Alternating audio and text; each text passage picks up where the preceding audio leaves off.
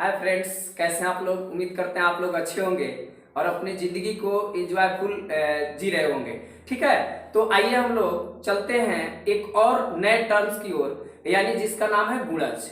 जैसे हम लोग पिछले वीडियो में गुणनखंड के बारे में सीखे थे, आज हम लोग पढ़ेंगे कि गुणज क्या है। तो गुणनखंड क्या था? तो वह संख्या जो दी गई सभी संख्याओं को काट दे, पूरी तरह से विभाजित कर दे, रिमाइंडर जीरो ला दे, यानी that means that number which divide the given number completely, यानी आपको फैक्टर हो जाएगा। और उसका दूसरा नाम था अपवर्तक, और उसी से रिलेटेड है आपका गुणज यानी अपवर्त्य। ठीक है, यानी काटना को क्या कहते थे हम लोग? गुणनखंड। और जो आपका क्या हो जाए? कट जाए, जो सीधा हो यानी जो कट जाए, उसको क्या कहते हैं हम लोग? गुणज कहते हैं। तो आइए हम लोग गुणज के बारे में पढ़ते हैं, यानी हम लोग को गुणज देखना है। क्या बाबू? गुणज क्या होता है? गुणज को हम लोग गुणज का नाम है आपका मल्टीपल, अंग्रेजी में कहते हैं मल्टीपल। गुणज का नाम क्या है? मल्टीपल। गुणज हम लोग क्या? गुणज मल्टीपल। क्या होता है गुणज? तो वह संख्या जो दी गई संख्याओं से, वह संख्या जो दी गई संख्या या संख्याओं से पूरी कट जाए। कटना नहीं होता, कटना हो गया गुणनखंड, और जो कट जाए उसको क्या कहेंगे हम लोग? आपका गुणज कहेंगे। यानी वह संख्या, क्या बाबू? वह संख्या, मैं यहां से लिखता हूं, वह संख्या जो दी गई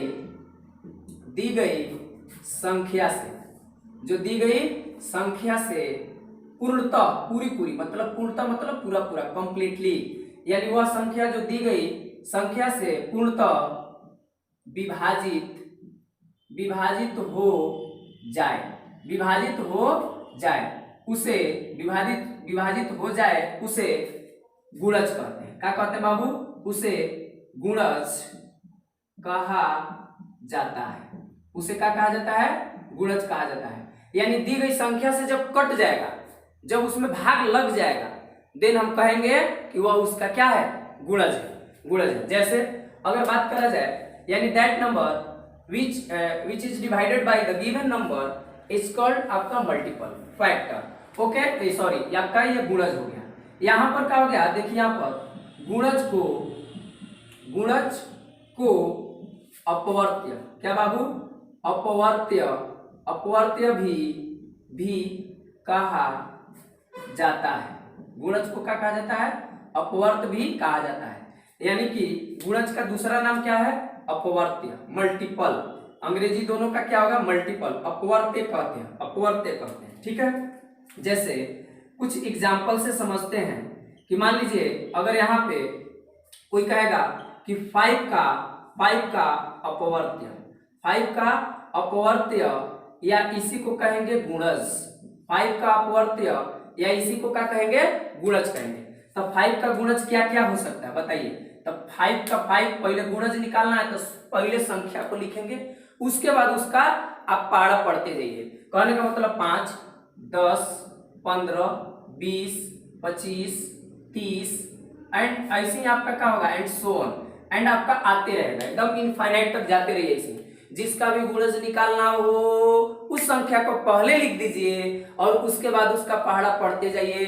मतलब 5 का लिखना है तो 5, 5 दूनी 10, 5 के 15, 5 चौके 20, 50, 25, इस तरीका से लिखते जाएंगे एंड सो ऑन। ठीक है, जैसे अगर बात करा जाए कि अगर यहाँ पे 2 का अपवर्त्य या गुणज लिखिए, तो 2 का अपवर्त्य या गुणज क्या होगा? 2, 2 दूनी के 4, 2 तिहाई 6, 2 चौके 8, 2 पाँच 10, 2 छक्के 12, ये सब डॉट डॉट डॉट डॉट, ये सब आपका क्या आ जाएगा? आपका गुणज हो जाएगा। ठीक है, यानी अगर गुणज है तो हमको चेक करना है कि क्या 5 का गुणज है, तो 5 से डिवाइड करेंगे कट जाएगा, 5 से 10 में डिवाइड करेंगे कट जाएगा, 5 से 15 में डिवाइड करेंगे कट जाएगा, 5 से 20 में डिवाइड करिए कट जाएगा, 5 से 25 यानी कि 25 में डिवाइड करिए कट जाएगा। यानी ये सभी संख्याएं इस दी गई संख्या यानी कि 5 से डिविजिबल है, यानी कि पूरी कट जाएगी। तो कह सकते हैं कि सब क्या है? आपका मल्टीपल है। क्या है? मल्टीपल। उसी प्रकार से अगर 2 से इन सभी संख्या में भाग दे तो सब संख्या कट जाएगा, तो ये सब क्या है? इसका मल्टीपल से ये सब संख्या इसका क्या है? 2 का गुणज है। तो आई थिंक कि आपको गुणज बढ़िया से समझ में आया होगा। आइए हम लोग पढ़ते हैं गुणज से रिलेटेड कुछ इंपॉर्टेंट पॉइंट्स आते हैं। ठीक है, उन पॉइंट के बारे में हम लोग देख लेते हैं। गुणज से रिलेटेड क्या है, कुछ पॉइंट है, उन पॉइंट्स को देख लेते हैं। ठीक है, जैसे अगर मान लीजिए यहाँ पर अगर बात किया जाए कि नोट के बात किया जाए, नोट जैसे गुणज से रिलेटेड आपका नोट है, नोट नंबर फर्स्ट है क्या, तो आप यहीं से ऑब्जर्व कर सकते हैं कि गुणज जो होता है, जो गुणज किसी भी संख्या का जो गुणज होता है, जो किसी भी संख्या का जो पहला गुणज होता है, यानी सबसे छोटा गुणज जो होता है, स्वयं वही संख्या ही होता है। जैसे किसी संख्या का क्या बाबू, किसी संख्या का सबसे छोटा क्या बाबू, सबसे छोटा गुणज या अपवर्त्य क्या बाबू, अपवर्त्य गुणज या अपवर्त्य स्वयं संख्या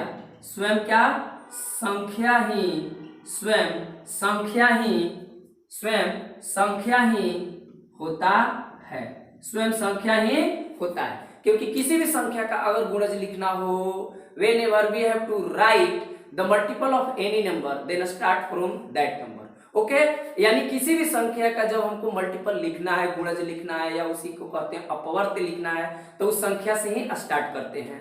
तो सबसे न्यूनतम क्या हो जाएगा, सबसे छोटा या सबसे पहला क्या हो जाएगा, आपका सबसे छोटा क्या हो जाएगा, स्वयं वही संख्या हो जाएगी, स्वयं वही संख्या हो जाएगी। जैसे अगर बात करा जाए यहाँ पर एग्जाम्पल में, अगर बात करा जाए कि अगर 6 का पहला अपवर्त्य 6 का पहला अपवर्त्य या 6 का पहला गुणज या 6 का सबसे छोटा गुणज किसी तरीका से पूछ ले, है ना, तो आप इसको क्या करिएगा, 6 को क्या करिएगा, 6 आपका यहाँ 12, यहाँ आपका कितना जाएगा 18 डॉट डॉट डॉट, तो सबसे न्यूनतम क्या हुआ, ये सब इसका क्या है, ये सभी के सभी इसका मल्टीपल्स हैं, और भी हो सकते हैं, इनफाइनाइट हो सकते हैं। तो ये सब क्या होगा, ये 6 क्या होगा, 6 का न्यूनतम सबसे छोटा या सबसे पहला गुणज या अपवर्त्य है। 6 is the least multiple of 6। That means what, यानी किसी संख्या का अगर बात करा जाए, किसी संख्या का सबसे छोटा या कह सकते हैं कि पहला गुणज जो होता है स्वयं संख्या ही होता है। क्लियर, आई थिंक ये नोट आपको समझ में आ गया होगा। आइए नोट नंबर 2 पढ़ लेते हैं। क्या, नोट नंबर 2 कि किसी संख्या का अगर मान लीजिए सबसे छोटा सबसे पहला तो गुणज आप निकाल लिए कि स्वयं संख्या ही होगा, तो दिमाग में यह प्रश्न तुरंत उठ जाएगा कि बताइए कि तब इसका अंतिम का होगा या सबसे बड़ा इसका गुणज का होगा। तो आइए उसके बारे में जानते हैं। यानी किसी संख्या का सबसे आपका क्या होगा, सबसे छोटा तो हो गया, किसी संख्या का सबसे बड़ा या अंतिम क्या बाबू, अंतिम गुणज ज्ञात नहीं किया जा सकता, ज्ञात नहीं किया जा सकता ये कितना होगा।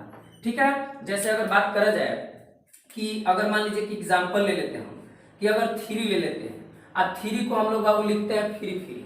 जैसे मान लीजिए 3 का आपका 3 हो जाएगा, 6 हो जाएगा, आपका कितना हो जाएगा 9, आपका इतना, उसके बाद कितना हो जाएगा 15, 18, 21, 24, आपका कितना हो जाएगा 27, डॉट डॉट डॉट लिखते रहिए एकदम।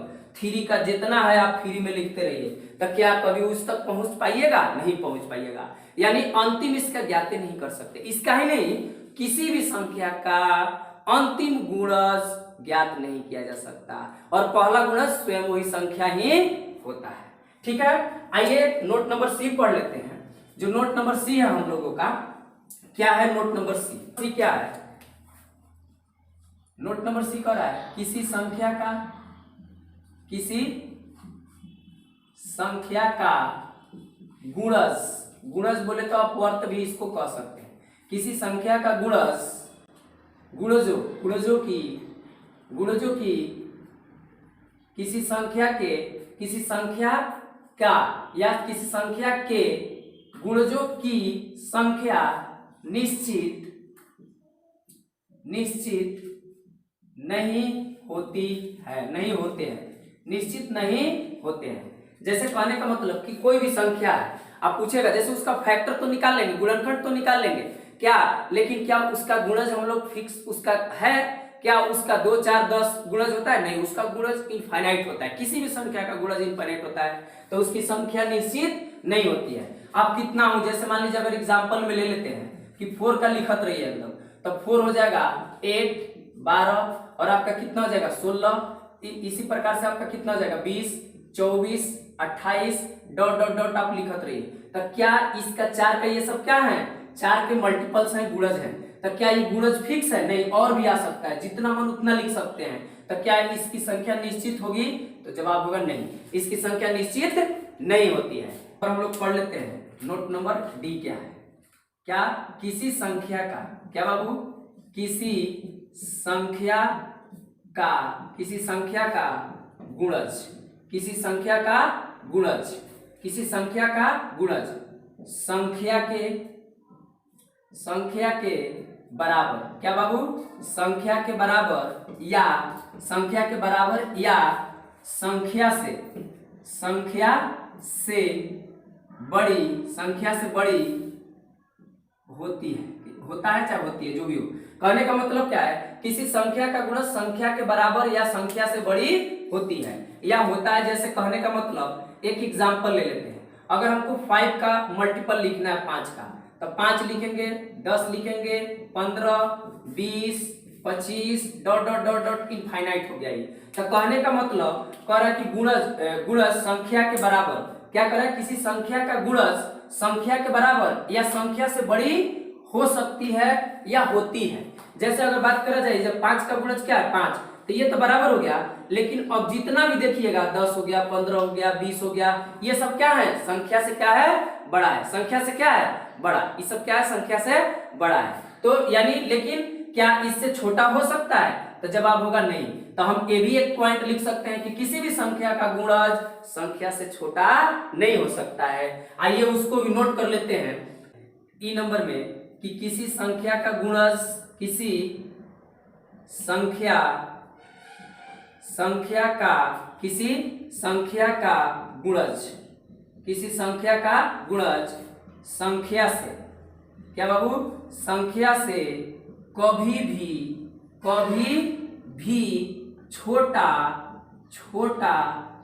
नहीं हो सकता है। कहने का मतलब है कि किसी भी संख्या का अगर गुणज का बात किया जाए, तो गुणज या तो संख्या के बराबर रहेगा, नहीं संख्या से बड़ा रहेगा, छोटा कभी नहीं हो सकता है। जैसे मान लीजिए अगर यहाँ एग्जांपल ले ले कि अगर बात किया जाए एग्जांपल में कि 10 का गुणज अगर बात किया जाए, 10 का क्या, 10 का यहाँ गुणज या अपवर्त्य ही कहेंगे। गुणज अपवर्त भी इसको कहते हैं। जैसे 10 20 30 40 50 dot dot dot dot dot. तो क्या इसमें ऐसे, ये सब मल्टीपल्स हैं इसके ये सब क्या है? गुणज है। तो क्या इसमें ऐसी कोई संख्या है जो 10 से छोटी है? तो जवाब होगा नहीं, यानी इससे छोटा नहीं हो सकता। वही बात है कि कभी भी छोटा नहीं हो सकता संख्या से। संख्या के बराबर हो सकता है, संख्या से बड़ा हो सकता है, लेकिन उससे छोटा कभी नहीं हो सकता है गुणज। ठीक है। तो गुणज में एक टर्म आता है सार्वगुणज। क्या आता है? सार्वगुणज या उभयनिष्ठ गुणज। क्या कहेंगे बाबू? आइए हम एक टर्म पढ़ते हैं, गुणज से संबंधित है। जैसे वहां पढ़े थे पिछला वीडियो में हम लोग पढ़े थे कि सार्वगुणनखंड, उभयनिष्ठ गुणनखंड या पढ़े थे समापवर्तक। तो यहाँ क्या पढ़ेंगे? सार्वगुणज, उभयनिष्ठ गुणज, या कह सकते हैं सम, या इसको कह सकते हैं समापवर्त्य। वहां समापवर्तक था, यहाँ क्या हो जाएगा? समापवर्त्य हो जाएगा। ठीक है, देखते हैं। जैसे यहां पर अगर बात करा जाए कि सार्वगुणज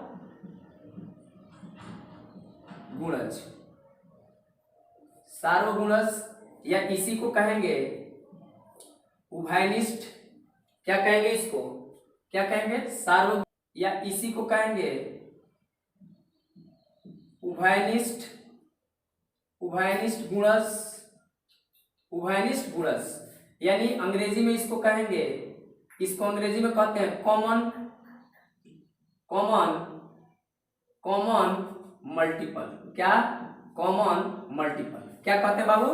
कॉमन मल्टीपल कहते हैं। यानी सार्वगुणज, उभयनिष्ठ गुणज, इसको क्या कहते हैं? आपका सार्वगुणज, उभयनिष्ठ गुणज, कॉमन मल्टीपल। या फिर इसका एक और नाम है, इसका इन दोनों का एक नाम है समापवर्त्य।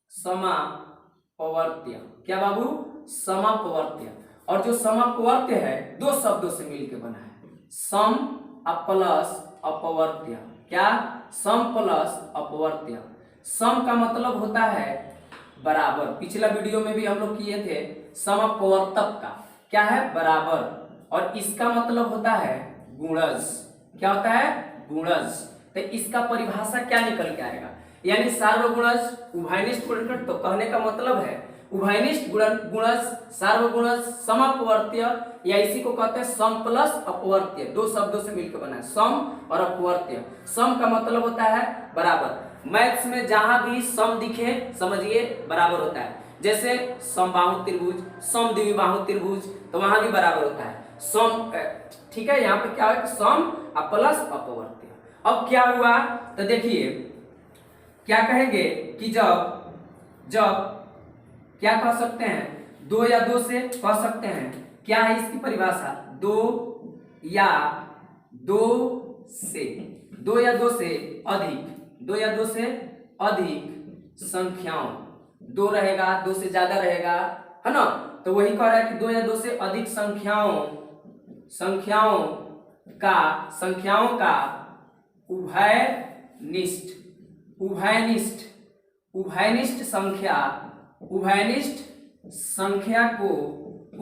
संख्या को या संख्या को कह दीजिए, गुणज को कह दीजिए, उभयनिष्ठ गुणज ही कह देते हैं। उभयनिष्ठ गुणज को क्या? उभयनिष्ठ गुणज को समापवर्त्य कहा जाता है। क्या कहा जाता है बाबू? समापवर्त्य कहा जाता है। जैसे अगर बात किया जाए एक एग्जांपल से ज्यादा आपको क्लियर होगा, ठीक है? वहां पे हम लोग पढ़े थे समापवर्तक, यहाँ पर क्या पढ़ रहे? समापवर्त्य। यानी दो या दो से अधिक संख्याओं का, जो दो या दो से अधिक संख्याओं में जो उभयनिष्ठ होता है, उभयनिष्ठ गुणज होता है, उसी को क्या कह देते हैं? समापवर्त्य। जैसे अगर हम यहाँ लिखते हैं 3 का क्या लिख देते हैं हम लोग? गुणज। 3 का गुणज लिख देते हैं। 3 आपका कितना आ जाएगा? 6, 9, 12, आपका इतना, फिर आपका इतना, डॉट डॉट डॉट ऐसे कर देते हैं। उसके बाद हम लिखते हैं यहाँ पे, अगर हम इसके बाद लिखें और यहाँ पे 5 का लिखते हैं, 5 का गुणज, तो यहाँ 5 का कितना हो जाएगा? तो 5 का गुणज हो जाएगा 5, इतना 10, 10 होता है 10, फिर आपका कितना हो जाएगा? 15, 20, 25 एंड आपका क्या हो जाएगा यहाँ पे? 30, डॉट डॉट डॉट डॉट। ठीक है, तो यहाँ पे हम लिखेंगे कि 3 and 5 का समापवर्त्य। क्या बाबू? समापवर्त्य, या इसी को कहेंगे सार्वगुणज। क्या कहेंगे? सार्वगुणज, उभयनिष्ठ गुणज। क्या हो जाएगा बोलिए?